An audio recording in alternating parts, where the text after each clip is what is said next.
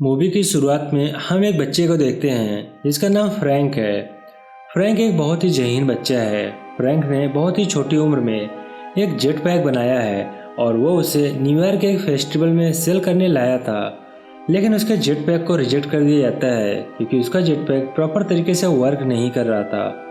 और अपनी सारी मेहनत को वेस्ट होता देखकर फ्रैंक का बहुत ज़्यादा डिसअपॉइंट हो गया था और फ्रैंक उदास होकर उस जगह से बाहर जाता है जहाँ पर उसे एक एथेना नाम की लड़की मिलती है। वो फ्रैंक को एक लेवल पिन देती है जिसके ऊपर टी लिखा हुआ था और उसे अपने पीछे आने को कहती है। अब वो एथेना को फॉलो करते हुए वाटर राइड लेता है और ये वाटर राइड उसे एक टनल तक पहुंचाती है जहाँ पर उसके बैच को स्कैन किया जाता है और उसे फिर एक लिफ्ट तक पहुंचाया जाता है। लेकिन यहाँ पर हमें पता चलता है ये कोई लिफ्ट नहीं बल्कि एक टेलीपोर्ट मशीन है, यानी ऐसी मशीन जो किसी भी चीज़ को विदाउट ट्रैवल किए एक जगह से दूसरी जगह पहुंचा देती है। और यहाँ पर यह टेलीपोर्ट मशीन फ्रैंक को टुमारोलैंड पहुंचा देती है। टुमारोलैंड में फ्रैंक हर चीज़ को देखकर दंग रह जाता है क्योंकि यहाँ पर हर चीज़ बहुत ज़्यादा एडवांस थी।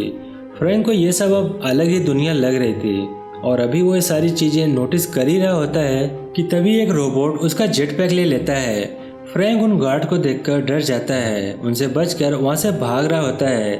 तभी एक ब्रिज से नीचे गिर जाता है लेकिन फ्रैंक का जेट पैक उसे ज़मीन पर गिरने से बचा लेता है। और यहाँ फ्रैंक को रियलाइज होता है कि उसका जेट पैक बिल्कुल ठीक हो गया है और अब वो वर्क भी कर रहा है। इसी मोमेंट पर अब इस लैंड पर उसे दोबारा एथेना मिलती है। एथेना और फ्रैंक को इस लैंड के बारे में बताती है और वो उसे बताती है इस लैंड को टुमारोलैंड कहते हैं। और फ्रैंक एथेना के साथ इसी लैंड पर रहने लग गया था क्योंकि यहाँ पर उसे बहुत ज़्यादा मज़ा आ रहा था। वो टुमारोलैंड में बहुत सारे इन्वेंशन करता है और अब मूवी में हमें दिखाया जाता है कि काफ़ी समय बीत गया है और अब दोबारा हम अर्थ पर एक लड़की को देखते हैं जिसका नाम केसी है। केसी के फादर नासा में एक इंजीनियर हैं और केसी जानबूझकर नासा के किसी न किसी प्रोग्राम को ख़राब कर देती है ताकि उसे ठीक करने के लिए नासा को उसके फादर की ज़रूरत पड़े और इस तरह उसके फादर की जॉब बनी रहे। लेकिन इस बार ये काम करते हुए केसी को देख लेते हैं, इसलिए केसी को अरेस्ट कर लिया जाता है। नेक्स्ट सीन में हम देखते हैं कि जब केसी को रिलीज किया जाता है तो उसके सामान में बिल्कुल वैसा ही लेवल पिन था जैसे फ्रैंक के पास था, यानी वैसा ही लेवल पिन जैसे एथेना ने फ्रैंक को दी थी। केसी जैसे ही उस लेवल पिन को टच करती है तो एकदम से टुमारोलैंड टेलीपोर्ट हो जाती है। अब केसी भी टुमारोलैंड पहुंचकर वहां पर हर चीज देखकर बहुत ज़्यादा सरप्राइज हो गई थी क्योंकि उसने आज से पहले इतनी एडवांस चीज़ें कहीं नहीं देखी थी जहां हर चीज़ बिल्कुल डिफरेंट और एडवांस थी। इन सभी चीज़ों को देखकर उसे बहुत मज़ा आ रहा था। अभी केसी उस फ्लाइट को देख ही रही होती है कि अचानक उसके बैच के ऊपर काउंटडाउन स्टार्ट हो जाता है। इसका मतलब था बैच की बैटरी लो हो रही है। अब काउंटडाउन के जीरो होने से केसी दोबारा अर्थ पर टेलीपोर्ट हो जाती है। केसी के अपने साथ होने वाली हर चीज़ से बहुत ज़्यादा कंफ्यूज थी। उसे बिल्कुल समझ नहीं आ रहा था कि उसके साथ असल में हुआ क्या और उसे ये भी नहीं पता था कि वो जगह थी क्या। केसी के लिए ये सब बहुत ज़्यादा कन्फ्यूज़न था। केसी को वो बैच मिलना, फिर उस लैब में जाना और फिर अचानक उसका घर वापस आ जाना। अब केसी अपना कन्फ्यूज़न दूर करना चाहती थी और इसलिए वो अपने भाई के साथ मिलकर इस बैच पर रिसर्च करती है। अब वो सर्च करने पर उन्हें एक शॉप का एड्रेस मिलता है। केसी जल्दी से उस शॉप पर जाती है और उस शॉप पर जाकर उस शॉपकीपर से वो बैच दिखाती है जो उसके सामान से मिला था। यहाँ पर इस शॉपकीपर वो बैच देखकर बहुत ज़्यादा हैरान हो गए थे और तब वो शॉपकीपर गुस्से में केसी से इस बैच के बारे में इन्वेस्टिगेशन करता है। लेकिन केसी को इस बैच के बारे में कुछ भी पता नहीं था क्योंकि वो बैच तो उसके सामान से मिला था और जब केसी के पास उसका कोई जवाब देने के लिए नहीं होता तब वो अपने फायर गन से केसी को शूट करना स्टार्ट कर देते हैं। केसी बहुत मुश्किल से अपने आप को बचा रही थी लेकिन उसी दौरान अब यहाँ पर एथेना की एंट्री होती है। एथेना दोनों शॉपकीपर से बहुत अच्छे से लड़ती है और उनमें से एक शॉपकीपर को मार देती है, या ये कहे कि शॉपकीपर को तोड़ देती है। यहाँ पर हमें पता चलता है वो दोनों शॉपकीपर रोबोट्स हैं। अब एथेना और केसी जल्दी से शॉप से निकलने की कोशिश कर रही थी लेकिन यहाँ पर दूसरा रोबोट अपने आप को ब्लास्ट कर लेता है और वो शॉप जल जाती है। लेकिन एथिना और केसी वहाँ से निकलने में कामयाब हो जाती हैं। इसके बाद हम देखते हैं एथिना केसी को फ्रैंक के घर ड्रॉप करके चली जाती है। फ्रैंक केसी को अपने घर आने से मना करता है, लेकिन फिर केसी किसी न किसी तरह फ्रैंक के घर में इंटर हो जाती है। केसी फ्रैंक के घर में बहुत सारी एडवांस चीज़ें देखकर फ्रैंक से बहुत ज़्यादा इम्प्रेस हो जाती है। यहाँ ये सब देखते देखते केसी एक रूम में जाती है जहाँ पर स्क्रीन में कुछ न कुछ प्ले हो रहा था। उन स्क्रीन में फ्यूचर और पास्ट के बारे में दिखाया जा रहा था। केसी ये सब देखकर बहुत ज़्यादा कंफ्यूज थी, लेकिन यहाँ पर हमें ये पता चलता है कि फ्रैंक ने कोई ऐसा मशीन इन्वेंट किया है जिसकी वजह से वो पास्ट और फ्यूचर को देख सकता था। और अभी केसी सारी चीज़ें देख ही रही होती है कि यहाँ पर दोबारा फ्रैंक आ जाता है। फ्रैंक उसे अपने घर से बाहर जाने को कहता है, लेकिन केसी उससे कहती है कि मैं यहाँ से तब तक नहीं जाऊँगी जब तक तुम मुझे टुमारोलैंड नहीं पहुँचा दोगे। अब उसे फ्रैंक एडवाइस करता है कि तुम टुमारोलैंड से दूर रहो, लेकिन यहाँ पर केसी फ्रैंक से जिद करती है कि मुझे टुमारोलैंड जाना है। फ्रैंक के घर में इतनी सारी एडवांस चीज़ें देखकर ये अंदाज़ा तो हो गया था कि फ्रैंक टुमारोलैंड से है, और अब वो फ्रैंक से पूछती है कि तुम्हें टुमारोलैंड से क्यों निकाला गया। इसके जवाब में फ्रैंक उसे कहता है कि मैंने एक फ्यूचर देखने वाली मशीन बनाई थी और इसीलिए मुझे टुमारोलैंड से निकाल दिया गया। अब केसी की नज़र एक स्क्रीन पर पड़ती है जहां पर अर्थ डिस्ट्रॉय होती नज़र आ रही थी। अब फ्रैंक उसे बताता है कि ये सब बिल्कुल सच है, अर्थ डिस्ट्रॉय होने वाली है, लेकिन केसी उसकी बातों पर बिल्कुल भी भरोसा नहीं करती। वो कहती है ऐसा बिल्कुल भी नहीं हो सकता, और जेसी का ये विश्वास एक चमत्कार लेकर आता है। तभी स्क्रीन पर अर्थ का डिस्ट्रैक्शन का टाइम जो चल रहा था वो ज़्यादा टाइम दिखाने लगता है, यानी कि अर्थ की लाइफ बढ़ जाती है और ये तबाही थोड़े धीरे हो जाती है। ये सब कुछ फ्रैंक के लिए बहुत ज़्यादा हैरान कुन था, लेकिन इन सब में फ्रैंक समझ गया था कि हम जिस पर बिलीव करते हैं वही होता है, और क्योंकि किसी का बिलीव इस चीज़ पर था कि अर्थ को कुछ नहीं होगा, इसलिए अर्थ की तबाही कम हो गई थी। अब फ्रैंक और केसी दोनों मिलकर बातें कर ही रहे होते हैं कि वहाँ पर केसी पर अटैक करने के लिए कुछ रोबोट्स आते हैं।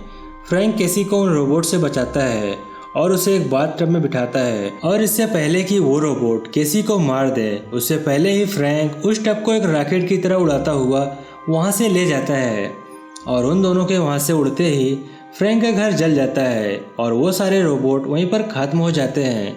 अब वो टब उनको एक रिवर तक लेकर आता है, लेकिन ये रिवर टुमारोलैंड की नहीं थी बल्कि अर्थ की ही थी, और यहीं इस रिवर के पास जंगल में उनको एथिना भी मिलती है। लेकिन अब हमें यहाँ पर पता चलता है कि फ्रैंक एथिना से नाराज़ है क्योंकि एथिना ने उससे अपनी सच्चाई छुपाई थी, और उसने फ्रैंक को कभी भी बचपन में ये नहीं बताया था कि वो एक इंसान नहीं बल्कि एक रोबोट है। लेकिन अब फ्रैंक को अर्थ पर खतरा था और केसी को लेकर हर हाल में टुमारोलैंड पर जाना था, इसलिए अब उसे एथिना से बात करनी पड़ती है। अब वो तीनों एक टेलीपोर्ट डिवाइस की हेल्प से एफिल टावर पर पहुंचते हैं, और उस एफिल टावर पर पहुंचने के बाद फ्रैंक केसी को बताता है कि बहुत साल पहले बड़े बड़े साइंटिस्टों ने मिलकर एक लैंड बनाया था और वो लैंड फ्यूचरिस्टिक लैंड थी। और फ्रैंक केसी को बताता है कि इस लैंड को बनाने का मकसद ये था कि इस लैंड पर कुछ भी इन्वेंट कर सकते थे, उन्हें कोई भी इन्वेंशन से रोकने वाला नहीं था। और वो बताता है कि इन साइंटिस्टों ने इस लैंड का नाम टुमारोलैंड रखा था। और यहाँ पर फ्रैंक ये भी बताता है कि ये एफिल टावर इस शहर की खूबसूरती के लिए नहीं बनाया गया था, बल्कि ये एक एंटीना है जो टुमारोलैंड से फ्रीक्वेंसी कैच करता है, यानी टुमारोलैंड के मैसेज इस अर्थ तक लाने में हेल्प करता है। वो बताता है टुमारोलैंड एफिल टावर के बिल्कुल अपोजिट डायरेक्शन में है। अब फ्रैंक केसी को ये भी बताता है इस एफिल टावर के नीचे एक रॉकेट है जो उन साइंटिस्टों को टुमारोलैंड तक लेकर जाता था। रॉकेट का नाम उन साइंटिस्टों ने स्पेक्टिकल रखा था। अब इसके बाद हम देखते हैं कि वो तीनों मिलकर उस स्पेक्टिकल में बैठते हैं, और जैसे ही फ्रैंक उस रॉकेट को लॉन्च करता है तो हम देखते हैं एफिल टावर दो हिस्सों में डिवाइड हो जाता है, जिससे सारे इंसान देखकर बहुत ज़्यादा हैरान हो जाते हैं। नेक्स्ट सीन में हम इन तीनों को टुमारोलैंड में देखते हैं, और यहाँ टुमारोलैंड में टुमारोलैंड का गवर्नर उन तीनों से मिलने आता है, जहाँ फ्रैंक उस गवर्नर को बताता है कि जो मैंने फ्यूचर देखने वाली मशीन बनाई थी उसमें दिखाया जाता था कि आने वाला फ्यूचर चेंज भी हो सकता है, लेकिन गवर्नर इन बातों पर बिल्कुल भी ध्यान नहीं देता और वो ना ही इस बारे में फ्रैंक की कोई बात सुनना चाहता था। पर फ्रैंक मुश्किल से उसे अपनी बात सुनाने के लिए राजी कर लेता है। अब वो केसी को लेकर अपनी बनाई हुई फ्यूचर दिखाने वाली मशीन की तरफ लेकर जाता है। क्योंकि केसी भी बहुत जहीन थी, इसीलिए उसी इस मशीन का हैंडल कंट्रोल करने में ज़्यादा प्रॉब्लम नहीं होती। अब केसी उस मशीन में अपने फ्यूचर का घर देखती है और उस मशीन में दिखाया जा रहा था कि केसी का घर डिस्ट्रॉय हो रहा है। लेकिन केसी इस चीज़ पर बिल्कुल भी बिलीव नहीं कर सकती थी। केसी ये देखकर कहती है ऐसा नहीं हो सकता। उनके देखते ही देखते वहाँ पर फ्यूचर सच में चेंज हो जाता है और फ्यूचर में केसी का घर बिल्कुल वैसा ही हो जाता है जैसे पास्ट में था। यानी अर्थ पर फ्यूचर में होने वाली तबाही रुक गई थी। ये सब कुछ अपनी आंखों से देखने के बाद गवर्नर फ्रैंक की बातों पर यकीन नहीं हो रहा था और अब वो गवर्नर फ्रैंक से कहता है कि अर्थ का क्लाइमेट दिन ब दिन खराब होता जा रहा है और अर्थ के लोगों को इस चीज़ का बिल्कुल भी एहसास नहीं है। और वो कहता है अर्थ 2 महीने के अंदर ही डिस्ट्रॉय होने वाली है। ये बात कहने के बाद गवर्नर उन तीनों को जेल में डलवा देता है। अब जेल में बैठे हुए एंथीना इन सारी सिचुएशन की मिस्ट्री सॉल्व कर देती है। वो कहती है फ्रैंक ने जो मशीन बनाई है उसने बाकी फ्यूचर बिल्कुल सच दिखाया है, लेकिन वो कहती है फ्यूचर में वही होता है जिस बात पर हम बिलीव करते हैं। और वो कहती है फ्रैंक की बनाई हुई इस मशीन के मैसेज को किसी न किसी तरीके से अर्थ पर जा रहे हैं।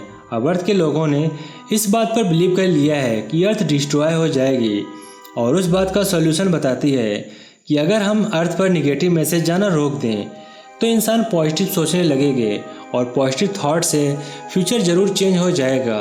अब केसी और फ्रैंक ये सारी बातें गवर्नर को बताते हैं, लेकिन गवर्नर उनकी एक बात भी नहीं सुनता।